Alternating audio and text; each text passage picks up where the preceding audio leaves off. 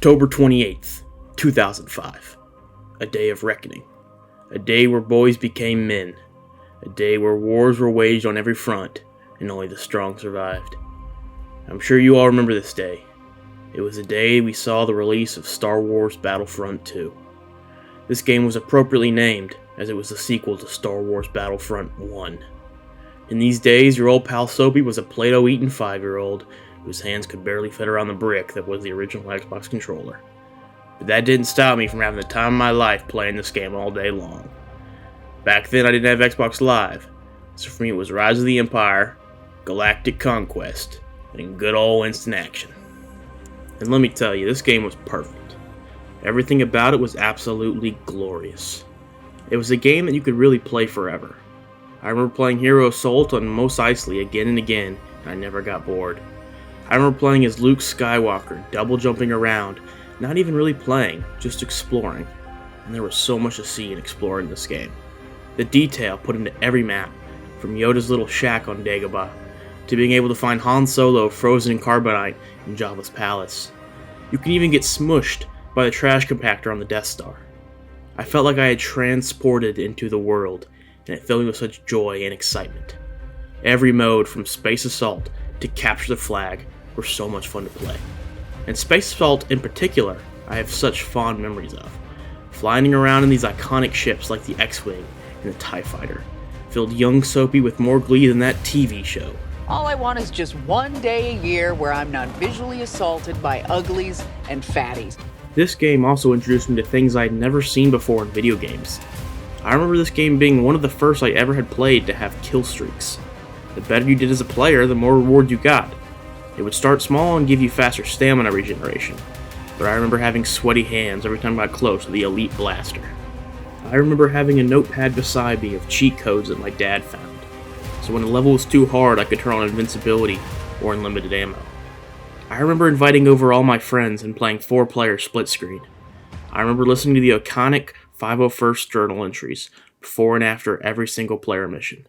For a long time, this game was my childhood. After a while, though, I moved on. Now, thanks to the backwards compatibility of the Xbox, I was able to revisit every now and then to relive the good old days. Although upon the release of the PS4, I switched to the Blue brand. I started mainly playing that, which means I didn't have many chances to go back and play Battlefront anymore. Now, I do still have both my original copies and a Series X that only really serves to play them, but the one thing I yearned for was online play. For this reason, I was ecstatic when Aspyr announced that they were porting and re-releasing Battlefront 1 and 2 to current-gen consoles with massive 64-player online battle and full trophy support. As soon as I saw this, I rushed to pre-order the game on my PS5. Fast forward to the day of release, and I watch with bated breath as the game starts to download. And right as the download finishes, I watch in horror as my PS5 shuts off inexplicably. I try to turn it back on, but it only blinks blue for a second before shutting off again. I was so excited though, I went the very next day and bought another PlayStation just to play and review this game for you guys. Now I need to justify my poor financial decisions, so now would be a great time to remind you to like and subscribe if you're enjoying the video so far. Now, despite buying this game for the multiplayer, I first loaded right into instant action to get a quick hit of nostalgia, and oh boy, I was back. Woo! Yeah, baby! That's what I've been waiting for. That's what it's all about. Woo! And everything was just how I left it. But this time, it had a new coat of paint. And while it doesn't rival some of the newer games out there, I can confidently say that this game still does look really good. Now, if you want more of the classic feel, there is the cheat code for low resolution models. But I say to use that at your own risk, because some characters are absolute nightmare fuel.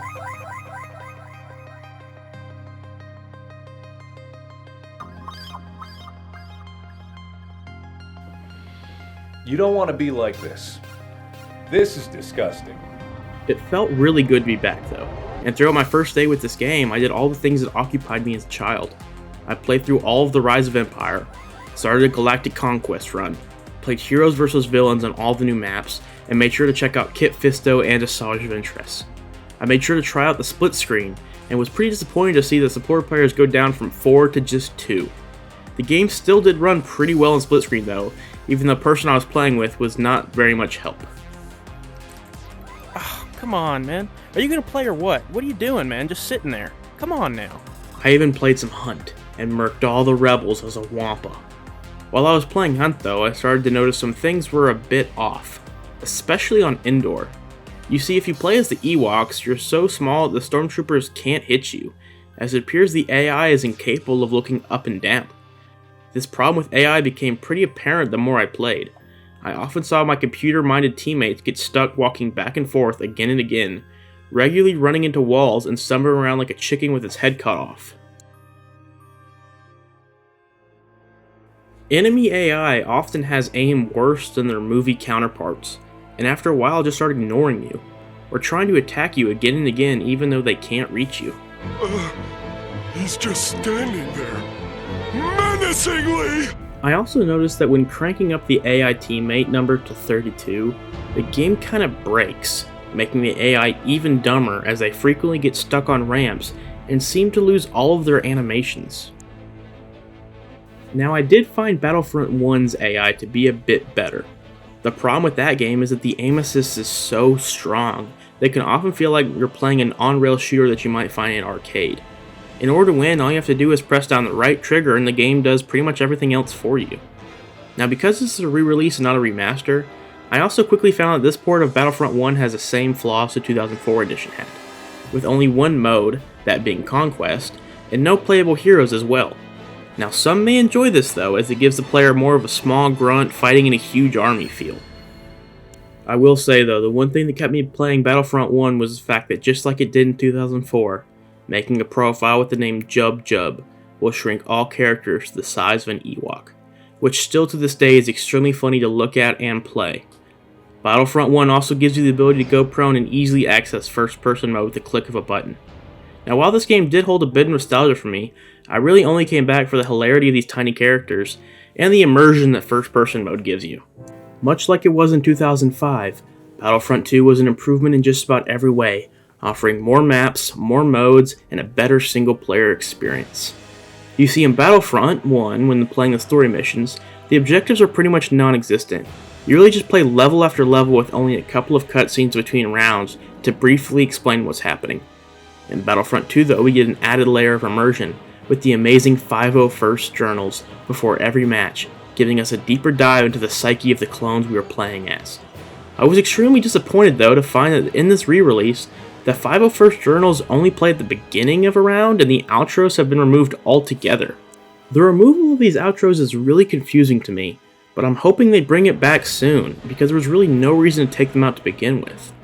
The missions themselves though are basically identical, giving you objectives that progress the story upon completion, and many of these missions give you the absolute power fantasy of wielding a powerful lightsaber.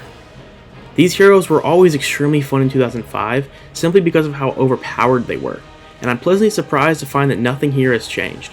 Every time I was able to pick up a hero or a villain, I was able to steamroll every enemy in front of me.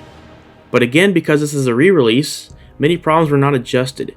Enemy AI still refuses to use heroes or villains when playing in Instant Action or Rise of the Empire, making the game extremely easy at times, and leaving the player unable to recreate iconic scenes from the movies. After a couple hours of reliving the glory days, I decided to check out the real reason most people picked up this re-release: the glorious 64-man multiplayer lobbies. And this is where the real problem started to come in. Attempting to find a match will result in a failed message more often than not. And other times it'll try to put you into a private lobby, prompting you to put in a password to join. I of course have no idea what the password is, so I exit and try again, only for the game to put me into the same exact password-locked lobby. There is a server browser, so you don't have to wrestle with the game just to find a match, but this server browser sometimes pulls up no servers at all. When it does pull up servers, more than half of them are empty, and they're all Conquest. Having been playing single-player Conquest for the past day, I wanted to try heroes versus villains, so I tried to filter the search for that particular mode, and no servers pulled up. Here is where I tried to refresh the server browser, only for my game to crash. After loading back into the game and trying again, I was greeted with another crash. Figuring that heroes versus villains just wasn't in the cards, I tried searching for a game of Hunt. Again, no servers pulled up, and a refresh was met with a crash. After all that, it became apparent I was not going to be able to filter for a match. So I went to the full server browser and scrolled down till I found a hunt match. Now manually scrolling through all the servers, I was able to find one match. The only problem is that this server only had 4 players and auto assign was off. So when I joined, it was me, a lone rebel, versus 4 Wampas, and I didn't last very long. After this little experiment, I settled on some more conquests, since that appeared to be the only thing in the game that had semi-full lobbies. As soon as I loaded in and tried to shoot someone, I could tell something was off. I felt like my reticle was never staying on my target, and even when it was, I found it insanely difficult to actually hit anything. After doing a little digging, I found this is because aim assist is turned off in the official Aspire servers. For a 20-year-old game that can be as clunky as this one, that is a very poor decision. But I assumed that after a while I would get used to it and learn to lean my shots. So in order to try to learn this skill, I started playing as the sniper. This was a huge mistake. I quickly found that aim assist being turned off isn't even close to being this game's biggest problem. The sheer amount of rubber banding made it impossible for me to hit anything, and even when enemies were standing completely still, half my shots would not register, forcing me to hit enemies about 10 times in order to kill them. This goes both ways as well, as there would be many times where I would clearly see that I got hit, but the shot wouldn't do any damage to me. Other times I wouldn't get hit at all, yet still die from inexplicable reasons. I tried again and again, on different maps, on different days, on full servers, and on servers with only 3 players, and every multiplayer match had the same problem. Because of this problem, the sniper class is pretty much unplayable. So I let an enemy kill me in order to switch my class. Here's where I ran into another problem. Sometimes the respawn timer finishes the countdown, but you do not respawn. It will eternally sit at 1 until either you leave the game or the match ends. I had this happen to me on many occasions while playing, and it made me not even want to turn on the game, since I never knew if I would actually be able to play or not. When you are actually able to play the game, dying is a dangerous game for anyone with epilepsy, as the screen flashing again and again upon every death may kill them in real life. For those without epilepsy, be mindful not to pick the wrong class, as repicking will cause respawn timer to reset. Here in this clip, my respawn timer was at 14 seconds. But once I change my class, I now have to wait 22 seconds to respawn. Spawn points are also not protected or offer invincibility upon spawning. So oftentimes it will either have an enemy spawn right in front of you, or you will spawn right in front of an enemy and be killed instantly. If you play on non-dedicated servers, your connection is peer-to-peer, so if the host leaves at any point, your game will end. Some maps like Jabba's Palace have the Rancor pit that in older games would pick you up and eat you. In this game though, he attempts that, but you just flail around outside of its hand before slowly descending into the void. On Tatooine, if you get too close to the Sarlacc pit, he will eat you up just like he did with Boba Fett.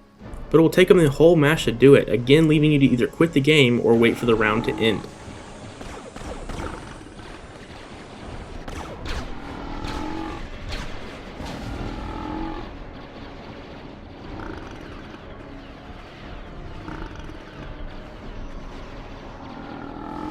Other times the game will tell you that your seatbelt is undone and will freeze. The only way to fix this is again to quit the game or sit and wait for the game to fix itself, which it rarely does. Some units like the Droideka handle terribly, with the deadly robot fighting you more than your enemies. This issue is especially apparent when in ball form, which is a necessity to get around. Attempting to roll to the nearest fight often ended with me stuck on a wall and my frames dropping lower than all 2 pieces of Darth Maul.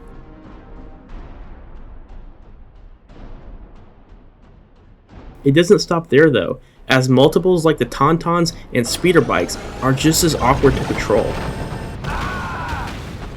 It's often better just to run to somewhere on your feet.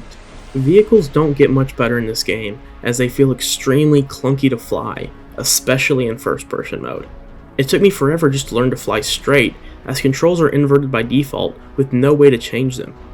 While I could do well enough in the open area of space battles, whenever I attempted to pilot one of the ships on a regular map, it more often than not ended with me crashing into the ground. Not confident in my flying skills, I settled with just being a passenger. And this did not go well either, as the camera angle was extremely disorienting. Because of this, taking down bigger vehicles like the AT-ATs on Hoth does not feel exciting, but instead extremely uncomfortable and nauseating. Stationary guns don't get much better, as they zoom in and out even when you don't want them to, and when zoomed in, their displays don't fit the screen, leading to a very distracting view. After a lot of fights that consisted of rolling around and shooting frantically hoping to actually hit something, I found the most effective strategy for multiplayer. Grenades. Because guns are so inconsistent in this game, rockets and grenades that do AoE damage are the undisputed kings. The problem is that many other people have figured this out as well, leading to choke point heavy maps like Jabba's Palace and Polis Massa to be somewhat unplayable as two teams just throw countless grenades at each other, impeding both teams from being able to do anything.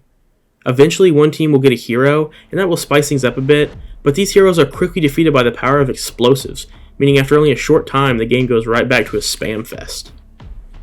After a while I was finally able to get into an online heroes vs villains game, and it was a mixed bag.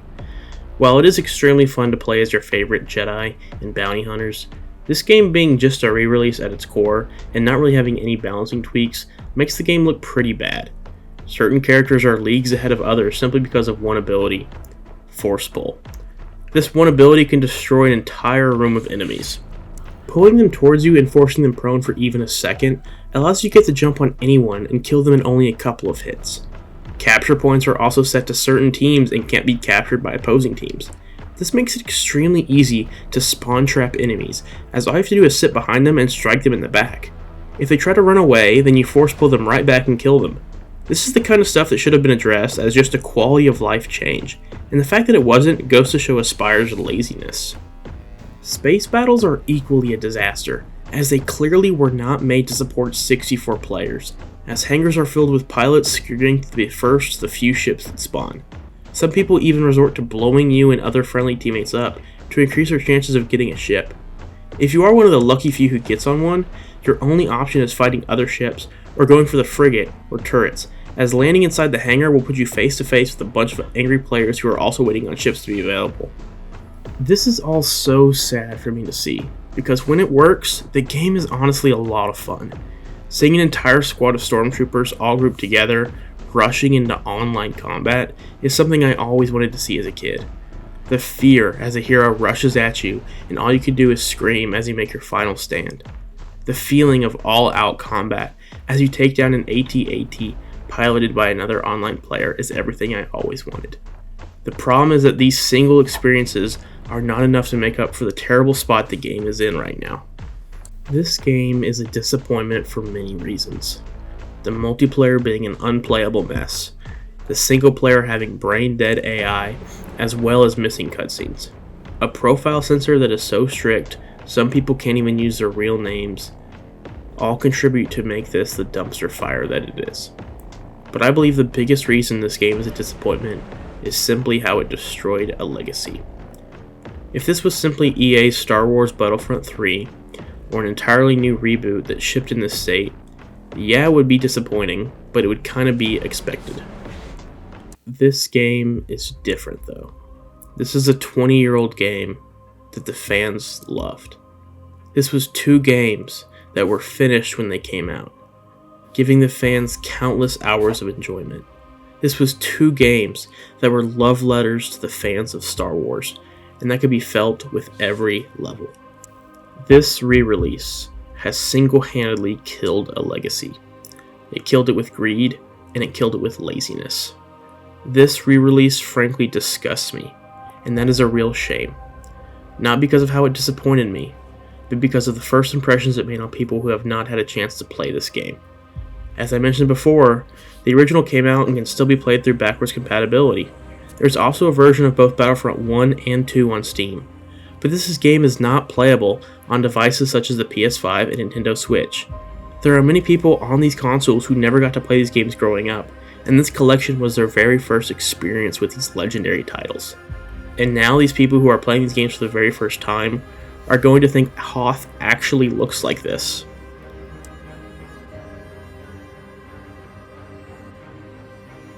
My disappointment is immeasurable, and my day is ruined. The fact that this game shipped to those new players in this state is a testament to the fact that gaming is no longer trying to reach the player's soul, it's trying to reach into your wallet.